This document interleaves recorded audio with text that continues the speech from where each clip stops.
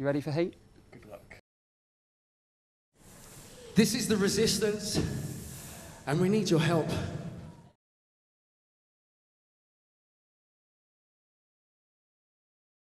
Desperate times call for desperate measures. These are desperate times. There's no point sugarcoating anything.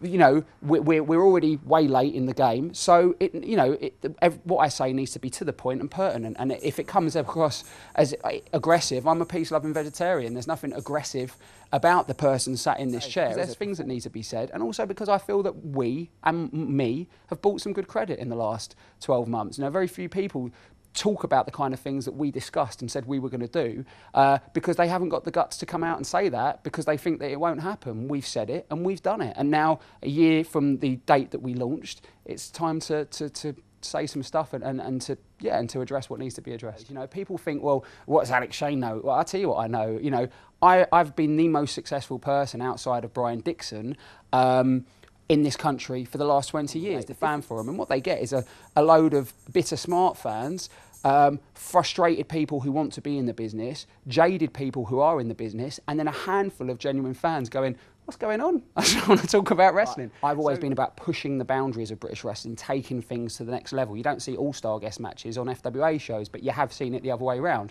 You know, so the fact that I've been able to do that, and I've done it, you know, with FWA, I invented the Super Show concept. I run a 16 promotions tournament, the Cowie Cup. I've been the promoter for Ring of Honor, for TNA, you know, and that's just what, as a promoter, you know, every single industry right now is trying to find a way to make their business sustainable. Yet pro wrestling, yet these fans and these promoters are falling into, even people who are my friends are getting duped into this thing of believing that to run a successful company, 5-star match, 5-star match, 5-star match, it doesn't work that way. It's not sustainable. You made a vow that you wouldn't combine the roles of being the head of product content involved creatively in the storylines and whatnot with being an in-ring performer for reasons that are well documented through wrestling history, with sort of bookers putting themselves over and that kind of thing.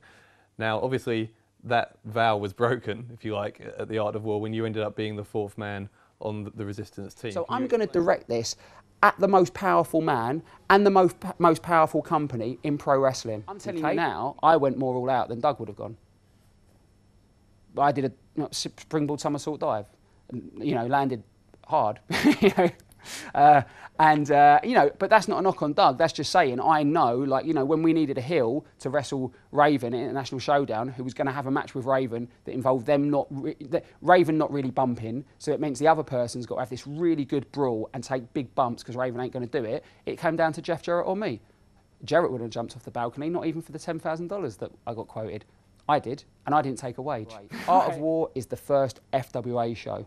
From this point forward, that's how it's going to be. The formula's been understood. The guys get it. They treat it with the importance we wanted them to now. I always say the guys, my inspiration. My inspiration is to put these guys on full-time salaries. Why? Because I've managed to live a lifestyle at one point in my life, which was considered unheard of for a British wrestler. And the reason it's considered unheard of is because I couldn't afford to live that lifestyle, because I'm not wrestling 5 days a week. It's the whole thing about, oh, you know, not a wrestler if you don't wrestle 5 days a week. Listen, there comes a point where I believe it is counterproductive to do too many matches. I believe once you learn it, once you pass that point of learning and you're doing it over and over and over again, you start to shortchange the audience, you start to shortchange yourself, you save yourself. I go all out. You know, you watch my last two performances, the Art of War match and the Nathan Cruz match, and tell me they're not two of the best performances this year. That's not me blowing my own horn. That's saying that I've got the physical ability to do it now. I've got the mental know-how, but also I'm not wrestling as much as the other guys. So I can get my back whipped to the point of bleeding and leaving March for a week, and I don't have to wrestle again for a few weeks. You know, so that's why that happened. I felt, in hindsight, it was the right decision. But I'll be honest with you, I was terrified going into it. I respect these guys enormously. You know, what has it done since to help the industry that it helped cripple? Now, they come here all the time and they take a lot of money. I would be not incorrect in saying this region is worth millions every year to them. Okay.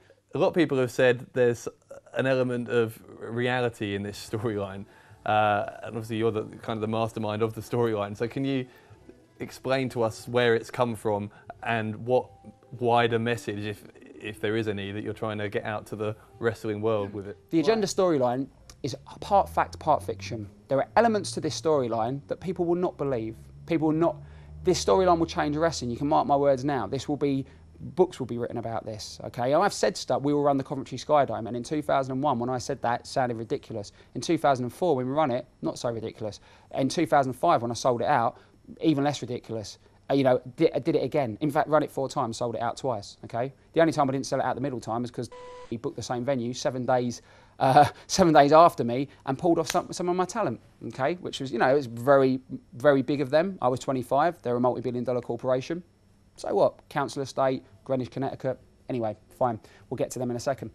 But I understand that this storyline is important because it's popular culture right now. It's popular culture. Is there a big conspiracy behind it all? I don't have the time for this petty shit. Do you know what I mean? There's serious stuff going on. Forget the bigger world. I'm done with that. I spent years focusing on that. I can only deal with wrestling. This is my field of expertise. And wrestling's in trouble. And you and your ilk, the people that I'm referring to, are making the problem worse. You're not making it better. You're actually embarrassing. You're actually a fucking disgrace to the wrestling business. So do something about it or fuck off. I'm sorry, but that's how I feel about it. It's not a fan's fault that they have got nothing to discuss in a forum about other than whether or not a wrestling match is 5 stars. Why are fans jaded? Because wrestling's shit. I'm sorry, but wrestling's become shit. Oh, but this angle was good, Alex. I mean, you got... What, so you're now telling me wrestling's good because you can bring up one angle in the last 5 years that put hairs on your nuts? Do you know what I mean? I think TNA has the potential to be the alternative, I believe, I baby-faced Hulk Hogan massively in my article in FSM because I believed, man, maybe Hulk's got it. But I could be wrong, there might be information I don't know.